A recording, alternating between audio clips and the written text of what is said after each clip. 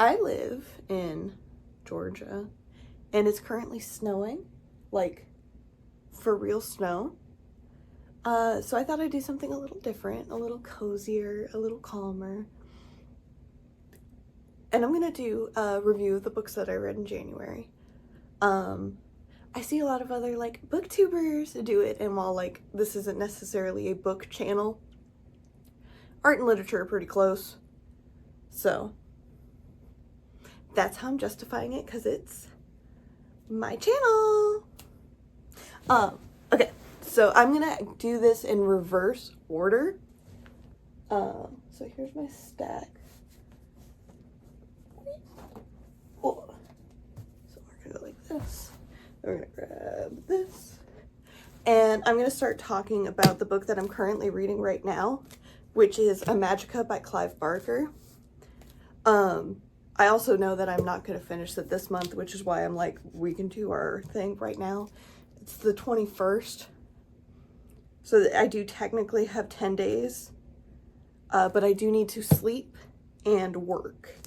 So I don't think we'll be finishing this in 10 days. This is actually a reread for me. I read this when I was a teenager, which probably explains a lot. But I've always loved Clive Barker. It's something that, like, my dad and I had a lot in common. You know, Hellraiser, Weave World, Imajica, like, oh, The Midnight Meat Train, very fun. It's just something that, like, you know, my dad and I have always connected over his horror. So, I don't know, it's just really nice to be back in it. I don't know if the camera will pick it up, but it has all these cool little sigils in it. Okay, so what is this book about?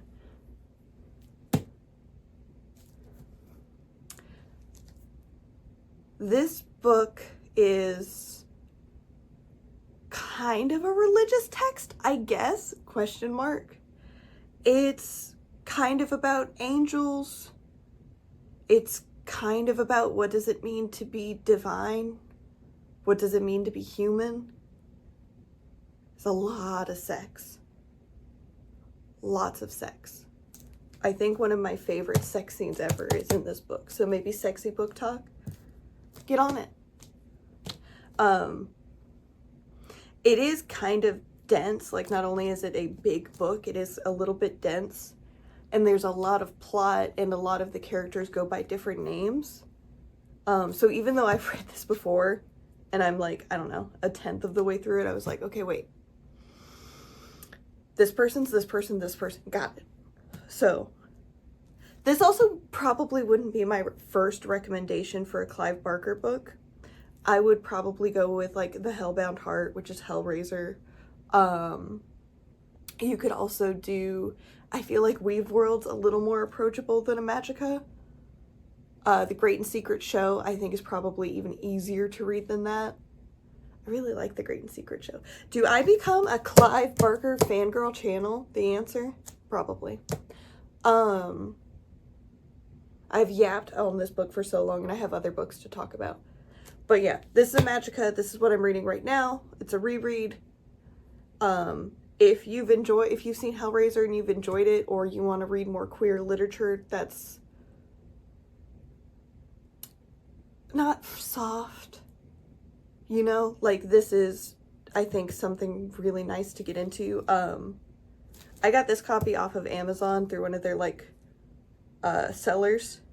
This is actually, there's more than part 1, which I didn't know, so I'm very excited to read part 2 next. So that's the book I'm reading right now. The most recent book I've read before that is a classic, The Catcher in the Rye. And I think January is such a good time to read this book because, like, this takes place, like, you know, a week before Christmas, I think. And so reading to it in January is so, you feel really connected because you're like, damn, it is gray and dreary and grisly and everything sucks. If you haven't read The Catcher in the Rye, the plot is this teenager, gets kicked out of yet another school and he's really worried about going home to his parents about it, so he spends a couple days in New York just, you know, trying to figure his life out. This is sweet, this is sad, it's funny. I think a lot of people, because they were forced to read it in high school, hate it, and it's fair. It's fair to hate anything you're forced to do when you're a teenager, but if you're like a senior in high school or a freshman in college or like at any of those like big transitional spaces in your life, and or you have clinical depression, I recommend it. Holden is so funny, and he is so unintentionally funny with how much he cares about everything while pretending he doesn't. It's very, very sweet. This book is very near and dear to my heart. I've actually painted this more than once. I did one for one of my mom's friends. Like I made a huge canvas version of it, and then I have a little tiny version painted in pink in my laundry room. Yeah, she's short. J.D. Salinger is always a wonderful writer. I like his short stories too. If you haven't read it, I recommend it. It's pretty short, it's easy, most people who don't like this don't like books where nothing happens. So if you like, you know, Clerks, if you like any of those coming of age movies, this is kind of the blueprint for it. You know, boy fucks up, boy goes on trip, hilarity ensues, life lessons learned. So, you know, American Pie, anything like that. This is kind of the OG. So maybe I'll make a whole video about that. The Catcher in a Rye to American Pie. Fun. Ship it. The next one, I'm going to be honest, is a little bit, I try not to have guilty pleasures. This one's a little bit of a guilty pleasure. The Modern Girl's Guide to Life. This is something that teenage me would have lived by. I wanted so much to know what I was doing. And so something like this, especially because I was a lifeguard when I was a teenager, would have spoke to me so much. And so I bought it. It's fun. It's fun. It's actually not too bad. Because, like, some of it has, like, really good, like, what to do if someone spreads a rumor about you at work. How to know internet stuff, like, you know. These are all, like, super, some of them are really fun. How to, you know, change a light bulb, how to, you know, stuff like that.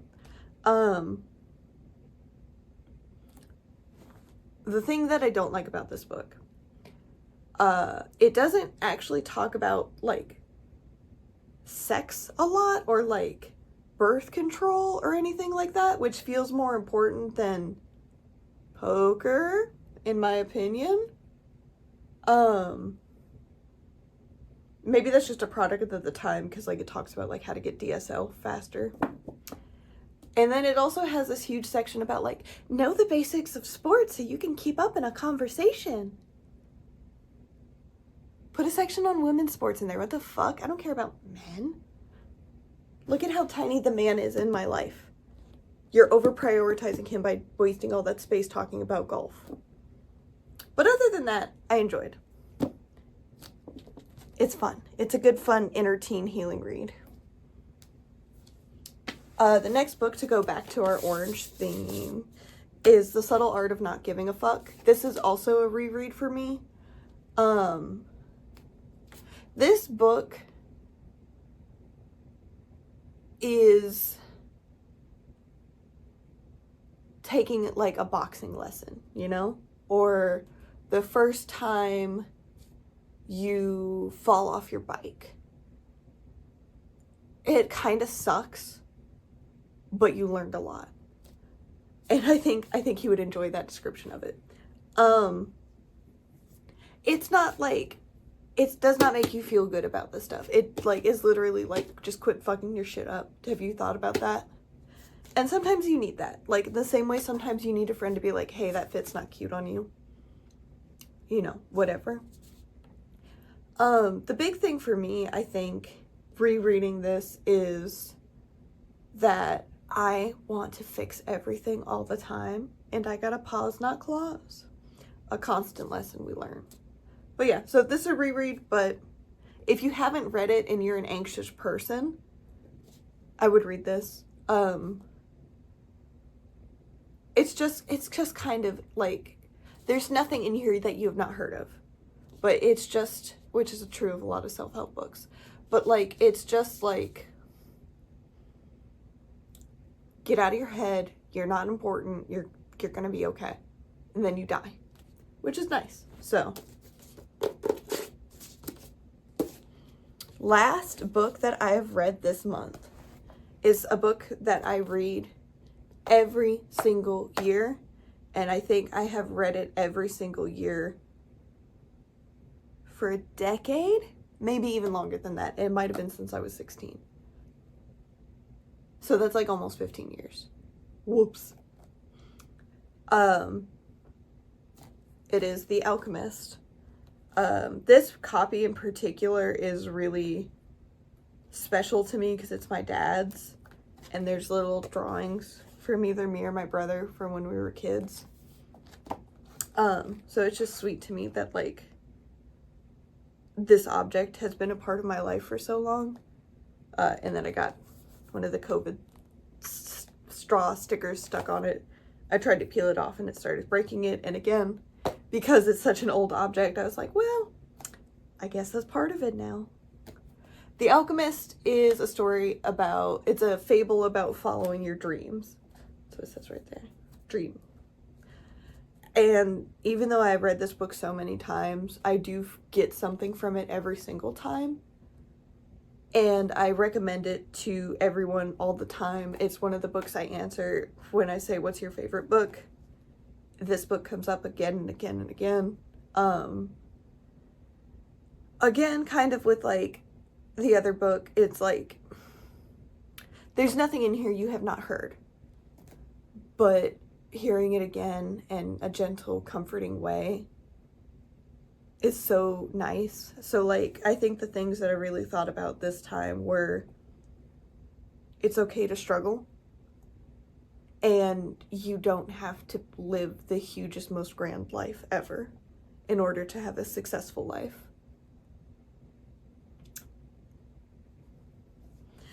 That's it. That's all I got, homie, oh my. So this was a little bit different. I hope you guys liked it. Let me know. If you hate it, let me know. Otherwise, I'll probably just talk about Imajica again for another 15 minutes next month. And like, maybe like, I'll probably maybe start Anne Bronte. We'll see. This back here is my like, these two piles are my like TBR books. I have the second Imajica book, and I think I might buy Weave World, but I should space out and not just read Clive Barker for 3 months straight. It'll probably do weird things to my brain. I'm gonna put a YouTuber in the comment section that like I've been obsessed with, and I've been watching her a lot, and this video is kind of a reflection of that. Not that like it's like copyright or anything, but like that's where I'm at. That's what I'm doing. I've been into reading and watching more reading content lately. And reading is art? Question mark. Some of the other videos I'm thinking about doing is what's the difference between art and crafts? I kind of want to go somewhere. I kind of want to do like a street interview about it, but maybe at like a bar where I know people, so I'm not like annoying people. Or maybe a museum or something. I don't know. I don't want to bother people. But yeah, that's all I got. I will see y'all next time.